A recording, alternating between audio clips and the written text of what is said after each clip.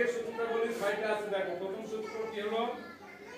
1 number নিঃশেষে বিভাজ্য হলে ভাজ্য সমান ভাজক গুণ ভাগফল। 2 নম্বর ভাজক সমান ভাজ্য ভাগ ভাগফল। 3 নম্বর ভাগফল সমান ভাজ্য ভাগ ভাজক। এই সূত্রটা আমাদের জানা থাকলে ওই তিনটা সূত্র সহজেই হবে।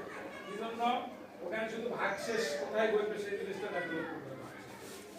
1 নাম্বার ভাজ্য সমান ভাজক গুণ ভাগফল যোগ ভাগশেষ।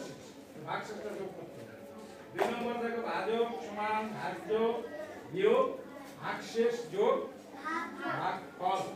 3 নম্বর ভাগফল সমান ভাজ্য বিয়োগ ভাগশেষ ভাগ ভাজক।